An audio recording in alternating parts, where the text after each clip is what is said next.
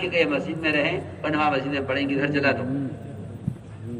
نماز چھوڑنے والوں کے گھر نہیں چلوا رہے, نماز پڑھنے والوں کے گھر چلوا رہے ہیں آپ نے فرمایا حدیث میں ہے کہ اگر دل چاہتا ہے حکم دوں میں نوجوانوں کو کہ ادھر اکٹھا کریں, ان کے گھر کو جلا دیں جو نماز گھر میں پڑھ رہے ہیں. اللہ اکبر. جو نبی اپنی امت پر اتنے شفیق اور مہربان ہیں وہ یہ کہہ رہے گھر جلا دو ان کے. پوچھا گیا عبداللہ بن مسعود رضی اللہ تعالیٰ عنہ سے کہ ایک آدمی نماز تو پڑھتا ہے 5 وقتہ لیکن جمعہ اور جماعت کی نماز کے لیے مسجد میں نہیں آتا, اسے کوئی ایسا عذر نہیں کہ ٹانگیں کٹی ہوئی ہوں, یا ایسا اندھا ہو کہ اس کو کوئی لانے والا نہ ہو, یا ایسا بیمار ہو جو چاپ ایسے حرکت نہ کر سکتا ہو, کوئی عذر اس کو نہیں ہے. آپ اس کے بارے میں کیا کہتے ہیں؟ نماز نہیں چھوڑتا ہے, 5 وقتہ نماز پڑھتا ہے لیکن مسجد میں نہیں آتا. عبداللہ مسعود نے فرمایا کہ وہ آدمی جہنمی ہے.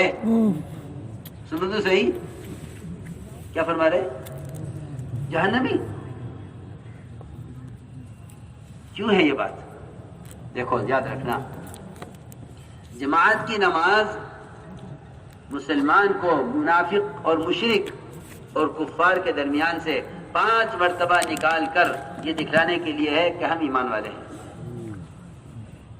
فجر کی نماز سے لے کے عشاء کی نماز تک 5 مرتبہ ہر مسلمان وہ بازاروں کے, دفتروں کے, حکومتوں کے, سیاستوں کے, سرمایہ داریوں کے نقشوں میں جہاں جہاں مسلمان پھیلے ہوئے ہیں وہ صبح سے لے کے شام تک 5 مرتبہ اب ان کے درمیان سے نکل کر مسجد میں جمع ہوں نماز کے لیے اور یہ بتائیں کہ ہم ایمان والے ہیں. اپنے آپ کو صبح سے لے کے شام تک 5 مرتبہ ایمان والا ثابت کرنے کے لیے جماعت کی نماز ضروری ہے. یہ ہے مقصد اس کا. یہاں جمع ہو کر بتاؤ ہم کون ہیں, یہاں جمع ہو کر بتاؤ ہم کون ہیں. تو میں نے عرض کیا کہ نماز آدمی بگاڑتا ہے سبب کے لیے, پھر اللہ اسباب کو بگاڑتے ہیں نماز کے بگڑنے کی وجہ سے. آپ دیکھیں گے گاہک آ گیا, ادھر اذان ہو گئی مغرب کی, کیا کروں, صبح سے شام تک کوئی آیا نہیں تھا گاہک, اب ایک آیا ہے اور ایسے آرڈر لے کر آیا کہ صبح سے لے کے شام تک کی آمدنی نہ ہوتی جتنی اس وقت ہو جائے گی. اللہ کرتے ہیں, اللہ نے اسے ایسے آرڈر کرائے ہیں, ایسے آرڈر کرائے کہ یہ سوچے پڑ گیا کہ اب میں کیا کروں, نماز پڑھوں یا اسے مال دوں. اگر مال دیتا ہوں تو نماز جائے گی. شیطان کہے گا حلال روزی کمانا بھی تو فرض ہے. ہاں, اور یہ اللہ تو لایا ہے گاہک کہ اللہ تجھے مال دینے کے لیے گاہک نہیں لایا, اللہ تیری آمدنی کے لیے گاہک نہیں لایا, اللہ تیری نماز کے امتحان لینے کے لیے گاہک لایا ہے. تیری نماز کے امتحان کے لیے اسے ضرورت نہیں ہے کہ وہ گاہک کے ذریعے سے تجھے مال دے, نہیں, اسے اس کی ضرورت ہی نہیں ہے. اللہ کو اس کی ضرورت ہی نہیں ہے رزق دینے کے لیے.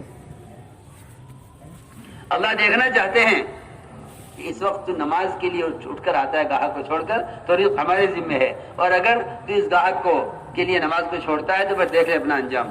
کیا انجام ہوا؟ نماز تو گئی, یہ کپڑا کھول, وہ کپڑا دکھاؤ, وہ کپڑا دکھاؤ, وہ کپڑا دکھاؤ, اور جی ہاں ساری دکان کا کپڑا کھلوا لیا. جب اس نے نماز کو ضائع کیا تو اللہ تعالی نے اس گاہک کے دل کو اس کے مال سے پھیر دیا. تو اللہ کے ہاتھ میں ہے نا, ان تاجروں کے ہاتھ میں دل ہوتے تو یہ تو سارا بیچ لیتے, سارے لوگوں کے پیسے لوٹ لیتے. قلوب تو کس کے ہاتھ میں ہے؟ اللہ کے ہاتھ میں. اسے نماز ضائع کی گاہک کے لیے, اللہ نے گاہک کے دل کو اس کے مال سے پھیر دیا. سارا کپڑا کھلوا کے کہتا ہے نا کچھ سمجھ میں نہیں آ رہا, میرے کچھ سمجھ میں نہیں آ رہا. پہلے کہتے ہیں تاجر لاؤ جی خان صاحب کے لیے چائے لاؤ, ٹھنڈا لیں گے گرم لیں گے, اور یہ مال کھلوا کے چلے جاوے نا پیچھے سے گالیاں دیں. لینا دینا کچھ ہوتا نہیں ہے, وہ ضائع کرتے ہیں اپنا بھی ہمارا بھی. اصل بات یہ ہے تو نے نماز کو ضائع کیا, اللہ نے تیرے گاہک کے دل کو تیرے مال سے پھیر دیا. کر لے تو نماز گئی, اس کا گناہ الگ اور مال کچھ ہاتھ آیا نہیں. تم اللہ کا حق مار کے مخلوق سے فائدہ کیسے اٹھا لو گے؟ سوچو تو صحیح. اگر گاہک کے لیے نماز چھوڑ کر کما بھی لیا, اللہ وہ حادثہ لائیں گے, اس گاہک سے جتنا کمایا تھا اس سے زیادہ مال اس حادثے میں خرچ ہو جائے گا. آپ دیکھ رہے ہیں صبح شام آپ کے سامنے لوگ سود سے کما کر سمجھتے ہیں, لوگ بینکوں کے قرضے لے کر سمجھتے ہیں ہم مالدار ہیں. خدا کی قسم یہ مالدار نہیں ہیں, یہ تو گروی رکھے ہوئے ہیں بینکوں پر, یہ تو گروی رکھے ہوئے ہیں, یہ تو گروی رکھے ہوئے ہیں قرضوں پر. ان کے پاس کچھ نہیں ہے, پاس کچھ نہیں ہے. جس دن ان سے مطالبہ ہوگا اس مال کا, ان کے اپنے پاس کچھ بھی نہیں ہوگا, کچھ بھی نہیں ہوگا. یہ اپنے برابر والوں سے مال مانگیں گے, اپنے نیچے والوں سے قرض لیں گے, اپنے نیچے والوں سے قرض لیں گے. تمہارے سامنے ہے. اس لیے کہہ رہا ہوں کہ نماز ضائع نہ ہو, نماز ضائع نہ ہو. نماز کا ضائع ہونا پورے اسلام کا ڈھا جانا ہے. نماز کا ضائع ہونا کفر ہے, نماز کا ضائع ہونا کفر ہے. مسلمان جتنے چاہے اپنے مسلمانوں کے دعوے کر لے, نماز کو چھوڑنے والا کفر کے راستے پر ہے. اسلام اس کا کوئی حصہ نہیں. تم چاہو نماز چھوڑ کر زمین سے حصہ لے لیں, وطن سے حصہ لے لیں, کاروبار سے حصہ لے لیں, نہیں. یہ ساری چیزیں خطرے میں پڑیں گی, کیونکہ نماز چھوڑنے والے کا اسلام کوئی حصہ نہیں ہے. سیدھی سیدھی بات ہے. تو یہ پریشان ہو گئے کہ ارے ہمارے پیر تلے کی زمین نکل رہی. کہتے ہیں نا لوگ خطرے میں, کیا کہے خطرے میں پیر تلے کی زمین نکل گئی. جی ہاں, ایسا کوئی خطرہ آ جاتا ہے, کوئی حادثہ, لوگ کہتے ہیں پیر تلے کی زمین نکل رہی. جب نماز چھوڑنے والے کا اسلام میں کوئی حصہ نہیں, تو تمہیں اپنے وطن کا حصہ, تمہیں اپنے مال کا حصہ, تمہیں اپنی دکان کا حصہ, تمہیں اپنے ملک میں رہنے کا حصہ مشکل پڑ جائے گا اگر نماز چھوڑو گے. سیدھی بات ہے. یہ حالت کیوں بنے؟ میں کہہ دوں اگر کہ مسلمان کے اپنے اعمال کے یہ حالات ہیں, تو لوگ کہتے ہیں کہ جی ایسا کہنے تو مناسب معلوم نہیں ہوتا. غیر ہنسیں گے, کیوں؟ تم اللہ کو ناراض کر کے غیروں کو ہنسنے کا موقع کیوں دے رہے ہو؟ اللہ کو ناراض کر کے غیروں کو ہنسنے کا موقع کیوں دے رہے؟ تمہارے اپنے ہاتھ میں ہے, تمہارے اپنے ہاتھ میں. اللہ کا حق مار کر تم اپنا حق اللہ کے غیر سے کیسے لے سکتے ہو؟ میں بار بار سمجھا رہا ہوں, بار بار عرض کر رہا ہوں.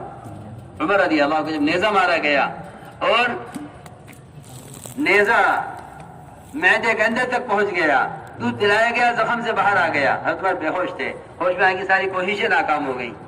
آخر میں کسی نے کہا ان کے کان میں نماز کے دن ہوش آ جائے گا. حضرت عمر کو میں کہا گیا, کان میں حضرت عمر کے کان میں المؤمنین نماز, فوراً ہوش آ گیا نماز کے نام سے. اور آخری بات یہ فرمائی دنیا سے جاتے ہوئے کہ جو آدمی نماز چھوڑ دے اس کا اسلام میں کوئی حصہ نہیں ہے.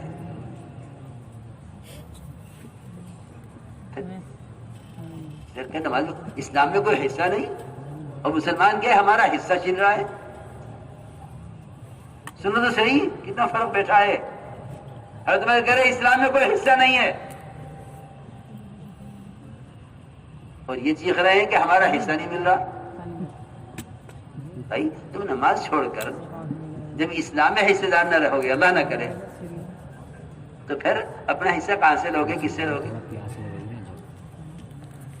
بس یہ پورا مجمع عزم کر لے کہ نماز نہیں چھوڑیں گے انشاءاللہ. تو اسلام باقی نہیں رہتا, اسلام باقی نہیں رہتا. جیسے سر کٹ جائے تو انسان باقی نہیں رہ سکتا, سر کاٹ دے تو انسان باقی نہیں رہ سکتا, نماز چھوڑ دے تو اسلام باقی نہیں رہ سکتا. اس کا تو تصور ہو سکتا ہے کہ غیر مسلم نماز پڑھ لے, یہ تو ملتا ہے روایتوں میں, لیکن اس کا کوئی تصور نہیں ہے کہ مسلمان نماز چھوڑ دے, اس کا کوئی تصور نہیں. منافقین بھی نماز نہیں چھوڑتے تھے. بس ایک تو نماز میں کمال پیدا کرو, سکون اطمینان کے ساتھ. آپ نے دیکھا ہوگا اجتماع میں جس طرح نمازیں پڑھی گئی ہیں, یہ اجتماع کی نمازیں, یہ واقعی اجتماع